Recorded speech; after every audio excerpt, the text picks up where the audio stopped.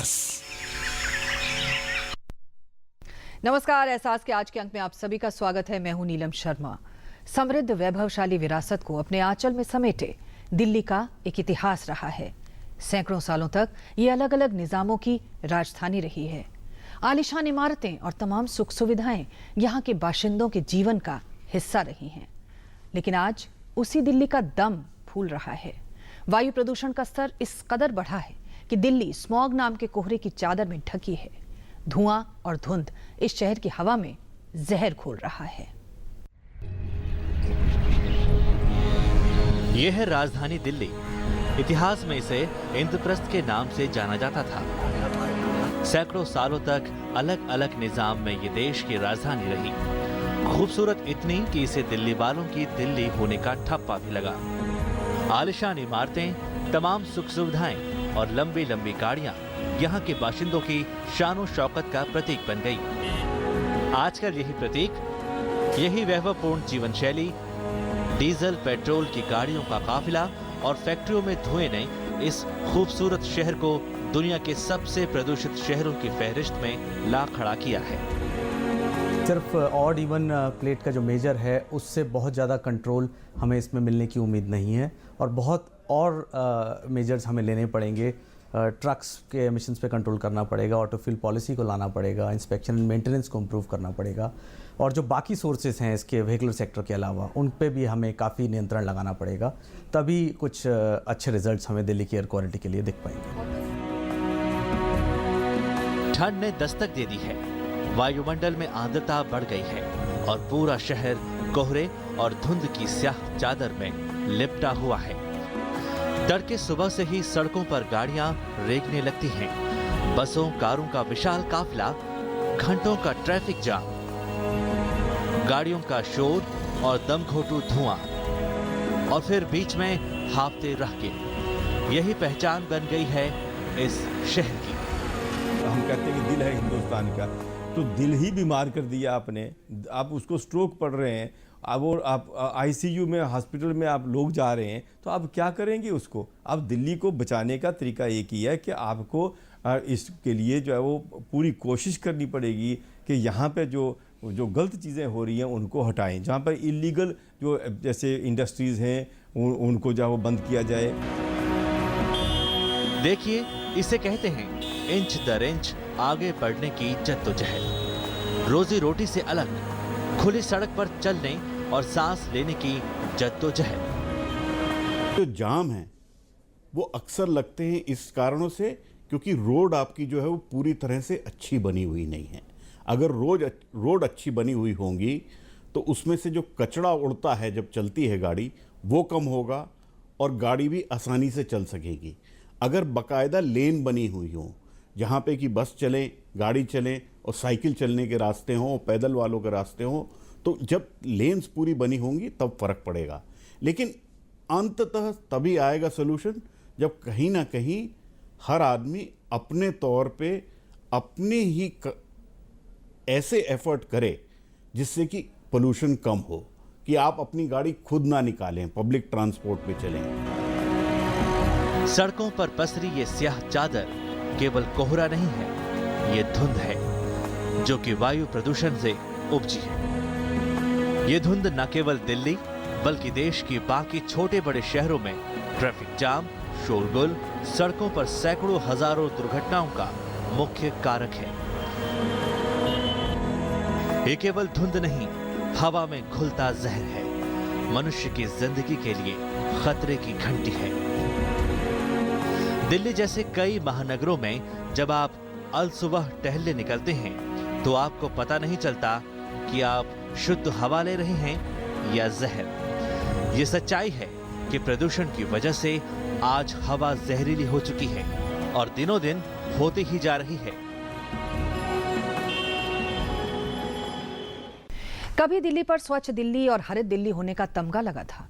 आज उसी दिल्ली में वायु प्रदूषण अपने मानकों से 5 गुना ज्यादा है। PM 2.5 और PM 10 की मात्रा कई गुना बढ़ गई है। रिसर्च की माने तो दुनिया के 20 सबसे प्रदूषित शहरों की सूची में भारत के 13 शहर आते हैं और उसमें दिल्ली का आनंद विहार अव्वल है।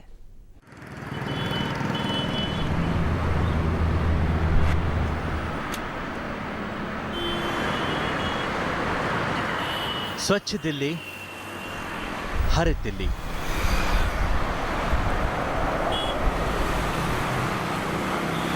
ये शोहरत दिल्ली के नाम है। ये नारा सरकारों का काम है।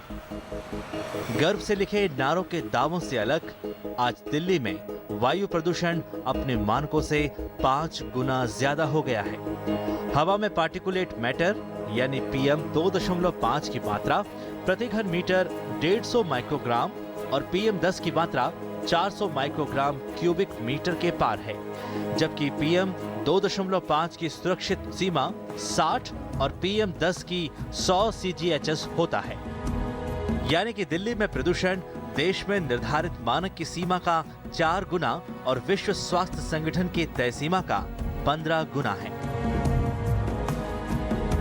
अगर हम PM 10 की बात करते हैं तो इसका मतलब वो सारे पार्टिकल्स, वो सारे कण जिनका डायमीटर 10 माइक्रोन्स और 10 माइक्रोन से कम है, उसको हम PM 10 में इंक्लूड करते हैं। अगर हम बात करते हैं PM 2.5 की, तो हम बोलने जा रहे हैं कि जो पार्टिकल, जो कण जिसका डायमीटर 2.5 यानी कि 2.5 माइक्रोमीटर से लेके और उससे कम है, उसको हम PM 2.5 बोलते हैं। तो कहने का मतलब ये है कि जितना ज़्यादा छोटा कण होता जाएगा उतनी ज़्यादा समस्या का कारण बनेगा। एक नजर इन आंकड़ों पर डालते हैं। ये आंकड़े विश्व स्वास्थ्य संगठन के हैं। आंकड़ों के मुताबिक दुनिया के 20 सबसे प्रदूषित शहरों की सूची में भारत के 13 शहर हैं और इसमें दिल्ली सबसे ऊंचे पायदान पर है। रिपोर्ट में दिल्ली के अलग अलग इलाकों की भी तस्वीर साफ बयां होती है। PM 10 हमारे जो ह्यूमन हेयर का जो डायमीटर होता है, जो विड्थ होता है, वो 60 माइक्रोन होता है, 60 माइक्रोमीटर। और एक माइक्रोन जो है वो 1 मिलियंथ ऑफ ए मीटर कहा जाता है। ठीक है, तो ये काफ़ी छोटा होता है। अब PM 10 आप कह रहे हैं कि बाल की जो डायमीटर है उसका 10वां हिस्सा है, 2.5 तो और काफ़ी छोटा होता है। ये हम खुली आंखों से नहीं देख पाते हैं और ये हमारे जो हम सांस लेते हैं उसके द्वारा पूरे लंग के अंदर तक चले जाते हैं और इनमें टॉक्सिक्स जुड़े होते हैं, कई तरह के कार्सिनोजेंस भी होते हैं, क्योंकि वायु प्रदूषण जो हो रहा है उसमें ये प्रदूषण के छोटे कण हैं आप कहिए, और ये जाके आपको अफेक्ट करता है। कई बार ऐसा है कि काफ़ी छोटे कण जो होते हैं वो इवन लंग के बैरियर को भी क्रॉस करके ब्लड स्ट्रीम में चले जाते हैं, वो काफ़ी और घातक हो जाता है। दिल्ली से सटे आनंद विहार में PM 10 की मात्रा 500 माइक्रोग्राम क्यूबिक मीटर है, जो कि खतरनाक है। पंजाबी बाग में PM 10 की मात्रा 446 है। RK पुरम में PM 2.5 418 है। बात यूपी की राजधानी की करते हैं। लखनऊ के तालकटोरा क्षेत्र में PM 2.5 की मात्रा 439 है, जो कि खतरनाक है। लखनऊ के लालबाग में PM 2.5 427 के पार है। आगरा में संजय पैलेस PM 2.5 414 को पार कर चुका है और दिल्ली से सटे फरीदाबाद में प्रदूषण सेक्टर 16A में PM 2.5 407 है। दिल्ली में आनंद विहार सबसे ऊपर है। सेंट्रल गवर्नमेंट ने एक air quality index, national air quality index स्थापित किया है, जिसके द्वारा वो जो पॉल्यूशन, डिफरेंट प्रदूषणकारी तत्व हैं, सारी मॉनिटरिंग का डेटा को एक सिंप्लीफाइड वे में, आम जनता की भाषा में वो दे रहे हैं, ताकि वो लोग समझ सके कि हेल्थ के लिए कितना ख़राब है वो।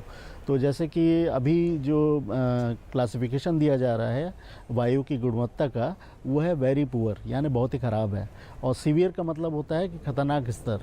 तो अभी ये जो स्थिति है वो आपके सांस की तकलीफ़ें जिनको हैं, अस्थमा है, सेंसिटिव लोग हैं, हार्ट की दिक्कतें जिनको हैं, इन लोगों के लिए काफ़ी खतरनाक है। और सीवियर में ऐसा होता है कि आपके जो इवन हेल्दी ह्यूमन बींग्स हैं उनके लिए भी ये खतरनाक हो जाता है। आनंद विहार दिल्ली उत्तर प्रदेश बॉर्डर पर है।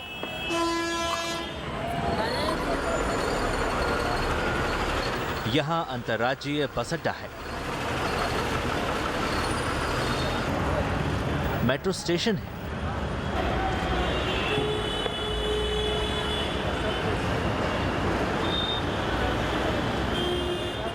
रेलवे टर्मिनल है। पटपड़गंज और साहिबाबाद का औद्योगिक क्षेत्र का धुआं भी अपना धुआं आनंद विहार में फेंकता है।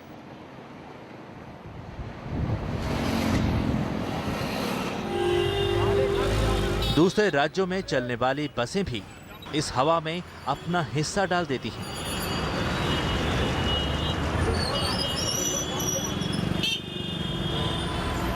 इसलिए वायु प्रदूषण के मामले में आनंद विहार अव्वल है। पोल्यूशन को शिफ्ट कर देना कोई समाधान नहीं है। पोल्यूशन पॉइंट सोर्स पोल्यूशन को शिफ्ट कर देना कोई समाधान नहीं है। सुप्रीम कोर्ट का रवैया लगातार ऐसा रहा है, जो कि अवैज्ञानिक है, अनसाइंटिफिक है, कि आप पोल्यूशन सोर्सेज को, इंडस्ट्री पोल्यूटिंग सोर्सेज को शिफ्ट करके दूसरी जगह कर दी। ये कैसे नॉन पोल्यूटिंग हो गया? पोल्यूशन को शिफ्ट करना, पोल्यूटिंग सोर्स को शिफ्ट कर देना नॉन पोल्यूटिंग नहीं बनाता है। लेकिन दूसरी जो सबसे महत्वपूर्ण बात है कि जब किसी फैक्ट्री को परमिशन लेना होता है तो वो अपना इन्वायरमेंट इम्पैक्ट असेसमेंट के आधार पर इन्वायरमेंट क्लियरेंस लेगा। वो स्पेसिफिक फैक्ट्री के लिए इन्वायरमेंट क्लियरेंस लेगा और हर बार उसी इंडस्ट्री की अलग अलग फैक्ट्रियों को अलग अलग क्लियरेंसेस मिलेंगे। वायु प्रदूषण का ये मानक स्वास्थ्य पर गहरा असर डालता है। ऐसा माना जाता है कि अगर मानक 0.50 के बीच हो तो ये अच्छा है और इसमें कोई प्रभाव शरीर पर नहीं पड़ता। अगर ये 51 से 100 के बीच में है तो यह हल्का माना जाता है और इसमें स्वास्थ्य पर केवल मामूली असर पड़ता है। 101 से 150 के बीच में अगर ये प्रदूषण का मानक है तो इसका बीमार लोगों के स्वास्थ्य पर बुरा प्रभाव पड़ता है। इसी तरह अगर 151 से 200 के बीच है तो अस्वस्थ लोगों के स्वास्थ्य पर इसका बुरा प्रभाव पड़ता है। 201 से 300 के बीच स्थिति नाजुक है और स्वास्थ्य के लिए चेतावनी भी है। 300 प्लस जोखिम है, जो स्वास्थ्य के लिए संकट है। अगर आपकी air pollution level with in standards है, मानक के अंदर है, तो भी हम ये नहीं कह रहे कि हम बिल्कुल स्वस्थ हैं। पोल्यूशन है, इफेक्ट थोड़ा कम है, लेकिन जैसे जैसे ये नंबर बढ़ता जाता है तो आपके ऊपर, स्वास्थ्य के ऊपर प्रभाव पड़ता है। क्यों पड़ता है? क्योंकि जैसे जैसे ये सूक्ष्म कण, ये जिसको हम PM 2.5 बोलते हैं, या इससे भी छोटे जितने भी पार्टिकल्स हैं, जैसे जैसे आप सांस लेते हैं ये आपके लंग्स में चले जाते हैं। जबकि देश के 20 शहरों के प्रदूषण का औसत 400 माइक्रोग्राम क्यूबिक मीटर से पार है। आंकड़े हैं कि अकेले राजधानी दिल्ली में रोजाना 80 लोगों की मौत प्रदूषण से संबंधित बीमारी से हो रही है। सालाना ये आंकड़े 10 से 30 हजार तक पहुंचते हैं, जबकि देश भर में हर साल 7 लाख मौत वायु प्रदूषण से होती हैं। एहसास में वक्त हुआ एक छोटे से ब्रेक का। ब्रेक के बाद तुरंत लौटते हैं। आप देखते रहिए एहसास।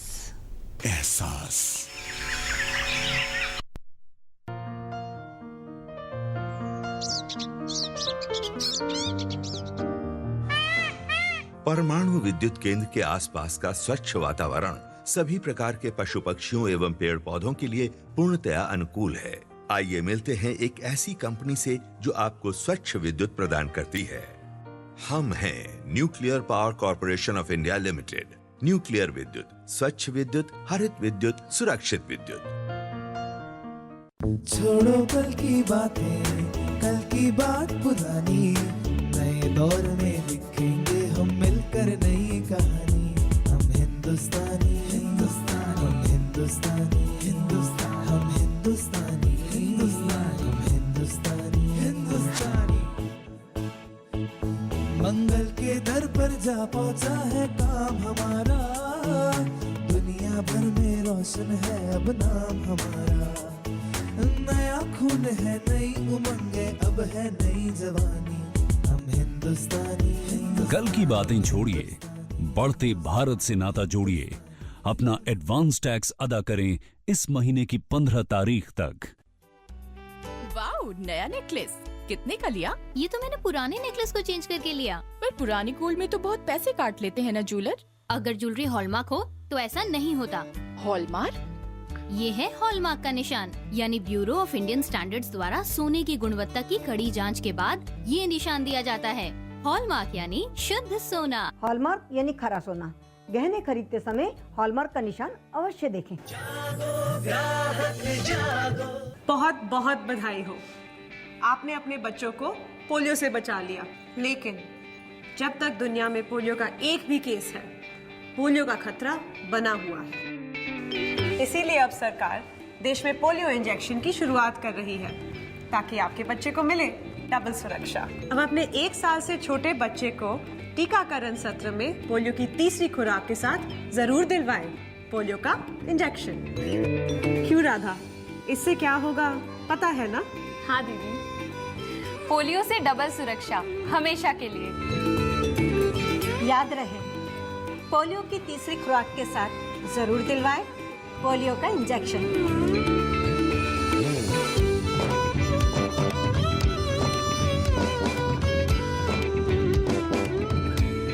अधिक जानकारी के लिए अपने पास के स्वास्थ्य केंद्र, एएनएम या आशा दीदी से संपर्क करें।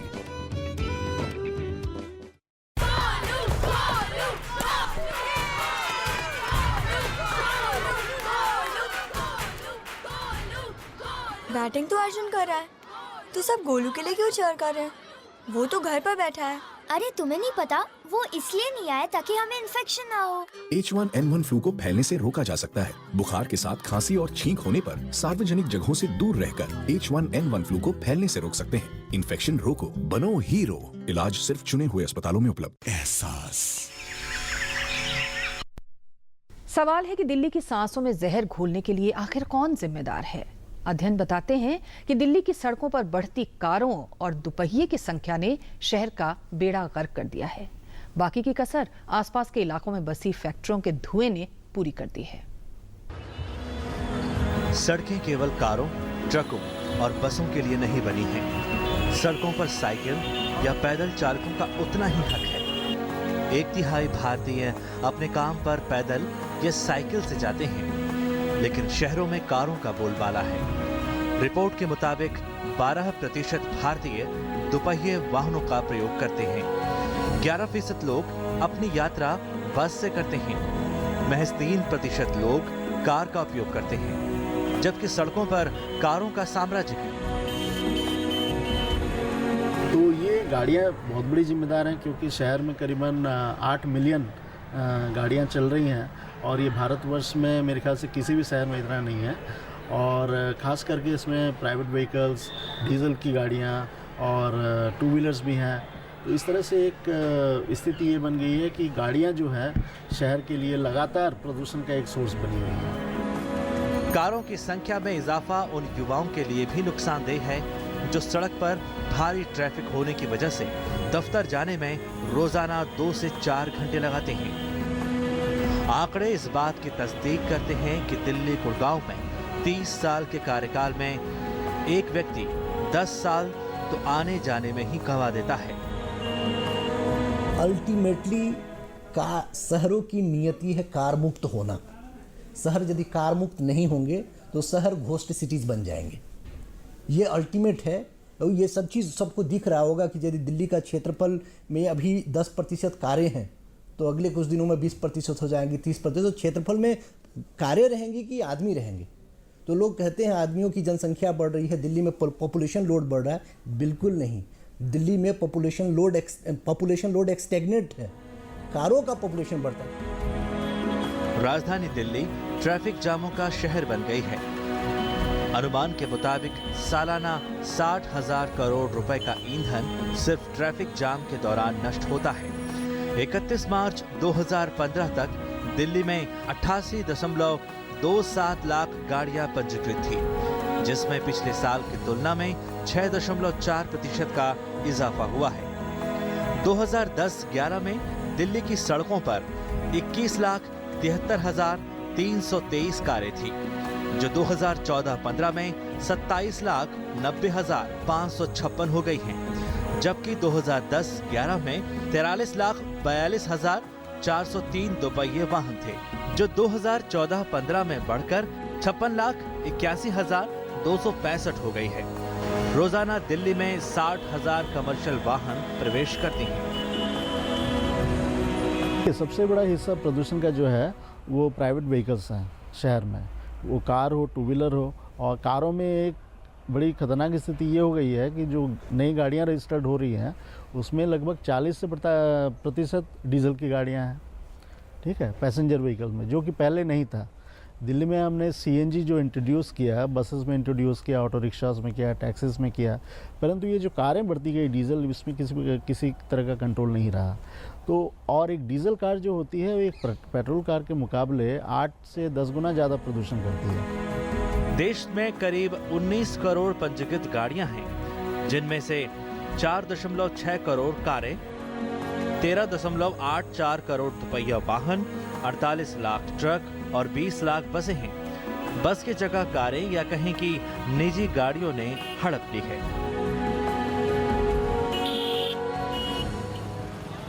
एहसास में वक्त हुआ एक और छोटे से ब्रेक का। तुरंत लौटते हैं। प्रदूषण के मुद्दे पर क्यों तल्ख हुआ है हाईकोर्ट।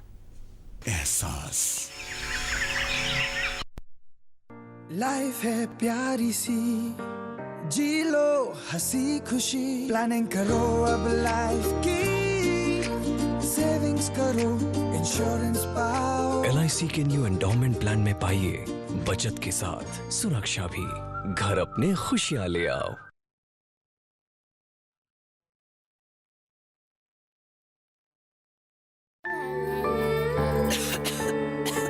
दीदी ये देखो।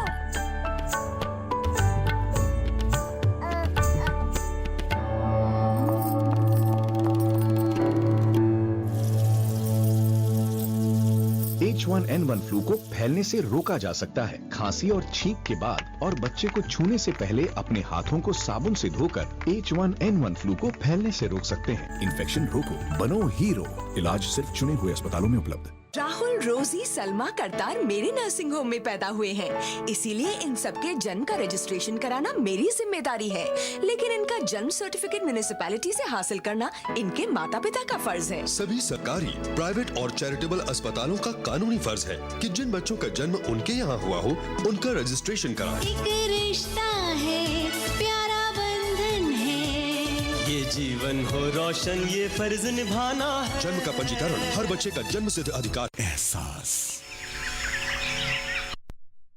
हाईकोर्ट ने अपनी तल्ख टिप्पणी में कहा कि दिल्ली की आबोहवा इतनी जहरीली हो गई है कि वो गैस चैम्बर बन गई है। इन जहरीली हवाओं का असर वैसे मासूमों पर भी हो रहा है जो इसके गुनहगार नहीं हैं। हवा इतनी जहरीली है कि सांस और फेफड़ों की बीमारियां लगातार बढ़ रही हैं।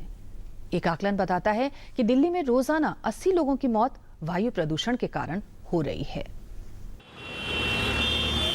दिल्ली की आबोहवा इतनी जहरीली है कि यह एक गैस चैम्बर बन गई है। ये किसी और का नहीं, माननीय हाईकोर्ट का कहना है। देश की राजधानी में 12 साल से कम उम्र के 15 लाख ऐसे बच्चे हैं जो अपने खेलने दौड़ने की उम्र में ही हाँफ रहे हैं। आंकड़ों के मुताबिक यहाँ के 4.4 मिलियन बच्चों के खराब फेफड़े कभी पूरी तरह ठीक नहीं हो पाए। हवा में इतनी धूल, धुआं और स्मोक मिला है कि फेफड़ों को साफ हवा नसीब नहीं होती। जो ज़्यादा हाईली पॉल्यूटेड एरिया में रहते हैं उनके हम लंग फंक्शन करते हैं, उनके लंग फंक्शन जो है उनके काफ़ी जो है ना डिक्रीज मिलते हैं। और वो लंग फंक्शन उसमें लंग्स में रीमॉडलिंग की चेंज भी आ जाते हैं। और रीमॉडलिंग का मतलब ये होता है कि उसमें परमानेंट इफेक्ट हो गया। तो इसलिए जो पल्मोनरी फंक्शन टेस्टिंग हमारे पास मशीन है, उससे हम पल्मोनरी फंक्शन टेस्टिंग रूटीनली करते हैं और ये पाते हैं कि जो ज़्यादा पॉल्यूटेड एरिया वाले बच्चे हैं उनमें पल्मोनरी फंक्शन पुअर है। और जब रीमॉडलिंग हो जाती है तो इसका मतलब ये हुआ कि उसके अंदर परमानेंट चेंजेस आ गए और वो रिवर्सिबल पोर्शन नहीं है।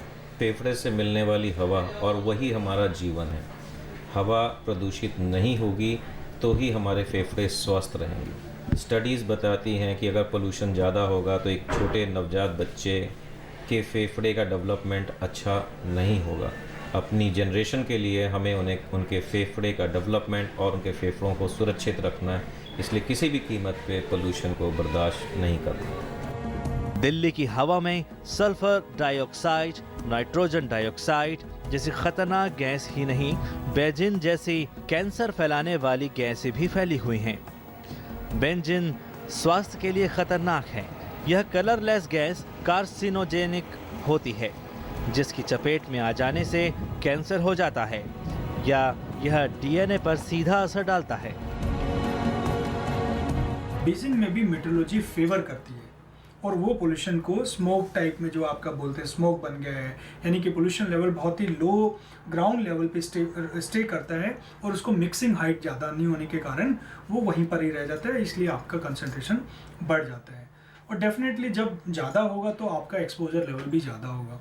और सबसे ज़्यादा इम्पैक्ट आपका कहाँ होता है? वल्नरेबल कम्युनिटी के ऊपर। और वल्नरेबल जो कम्युनिटी हमारी होती है, जो सबसे ज़्यादा मतलब इफेक्ट होगा, वो हमारे या तो बच्चे हैं क्योंकि उनका इम्यून सिस्टम वीक होता है, या सबसे ज़्यादा बुजुर्ग लोग हैं वो वीक होते हैं क्योंकि उनका भी इम्यून सिस्टम वो होता है, या जो उस तरह के पेशेंट जैसे जिसको अस्थमा है, रेस्पिरेटरी प्रॉब्लम पहले से ही है, तो वो सारी प्रॉब्लम उनकी एग्रीवेट हो जाती है, यानी बढ़ जाती है। दिल की बीमारी वाले बच्चे सीधे तौर पर वायु प्रदूषण की चपेट में आते हैं। आंकड़ों के मुताबिक दिल्ली में अधिकतर मौतें दिल की बीमारी और स्ट्रोक के कारण होती हैं। क्या कहें कि सामान्य बीमार लोगों के लिए भी ये खतरे की घंटी है। पोल्यूशन से काफ़ी हार्ट डिजीज़ का प्रॉब्लम होता है। मुख्य खतर से जो हार्ट डिजीज़ वाले मरीज़ है, पहले से जिसको हार्ट अटैक हुआ है, जिसका हार्ट फेलियर नामक बीमारी है, जिसका हार्ट के मांसपेशियां और काम कम करते हैं, उसमें निमोनिया फैल जाता है तो वो ख़राब हो जाता है, फिर हॉस्पिटल में आना पड़ता है, रात को सांस फूल जाती है। सो हार्ट फेलियर वाले मरीज़ को या पहले हार्ट अटैक वाले मरीज़ को इस दौरान बार बार हॉस्पिटलाइज होने की ज़रूरत पड़ जाती है पोल्यूशन के कारण से, बिकॉज वो फेफड़े का वो खतरा आ जाता है। पोल्यूशन से स्पेशली जो कार्बन कंबस्शन से इमिट होता है, जो 2.5 माइक्रोन पार्टिकल से नीचे है, वो सब पार्टिकल जो जनरली गाड़ियों से, धुएं से, ये सब से निकलता है, इससे हार्ट अटैक होता है। रिसर्च से ये सामने आया है कि सड़क किनारे का मकान सीधे तौर पर वायु प्रदूषण की गिरफ्त में है, बल्कि प्रदूषित इलाके में जीने वाले लोग सीधे तौर पर सांस और फेफड़े की बीमारी से ग्रसित हो रहे हैं। ऐसे संकेत मिले हैं कि बीमार मरीजों के फेफड़े में जहरीली कार्बन गैस जम रही है। प्रदूषण से होने वाले ऐसे मरीजों को 45 से 85% तक रोका जा सकता है।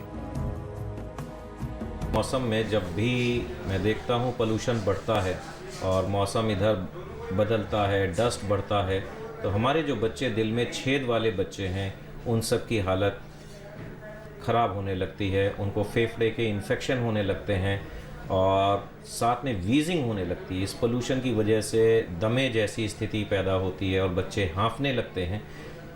इस पोल्यूशन की वजह से ही वायरल इन्फेक्शंस भी बढ़ते हैं। तो कुल मिला के ये बच्चे जो कि माँ की गोदी में सुरक्षित होते हैं, ये आके अस्पतालों में भर्ती हो जाते हैं। दिल्ली में 8 मिलियन गाड़ियों के अलावा small scale diesel power generator हैं जो हवा को खतरनाक बना रहे हैं। इसका किसी के पास कोई जवाब नहीं है कि 30 लाख कारें सड़क पर नहीं होंगी तो सवार करने वाले 60 लाख लोग सफर करेंगे। उद्योगों से धुआं उगलने और खेतों में बड़े पैमाने पर औद्योगिक और इलेक्ट्रॉनिक कचरा जलाने से दिल्ली की हवा में जहरीले तत्वों की मात्रा बढ़ी है। बहुत ही खराब का मतलब होता है कि PM10 का लेवल 351 और 420 के बीच हो और PM2.5 का लेवल 211 से 252 माइक्रोग्राम पर क्यूबिक मीटर के बीच हो। वायु प्रदूषण की रिपोर्ट में आनंद विहार को सबसे प्रदूषित इलाका माना गया है। इसके कई कारण हैं। आनंद विहार के चारों ओर औद्योगिक इकाइयाँ जमी हुई है। यहाँ के आसपास में चारों तरफ उद्योग जमी हुई है। रेलवे स्टेशन है, बस अड्डे हैं, मेट्रो स्टेशन हैं। बाकी कसर उत्तर प्रदेश की डीजल वाली बस दिल्ली आकर पूरी कर देती है। कैमरामैन HM नायर के साथ मैं धीरज कुमार, DD न्यूज, आनंद विहार। तो आज के एहसास के अंक में बस इतना ही। अंक आपको कैसा लगा हमें ज़रूर लिखिएगा। हमारा पता है एहसास, कमरा नंबर 226, टावर B, दूरदर्शन भवन, कॉपरनिकस मार्ग, मंडी हाउस, नई दिल्ली 110001। आप चाहें तो हमें फ़ोन भी कर सकते हैं। हमारा फ़ोन नंबर है 011-2338-6947। तो फिर मिलेंगे एक नई उम्मीद और विश्वास के साथ। तब तक के लिए हमारी पूरी टीम को इजाज़त दीजिए। नमस्कार।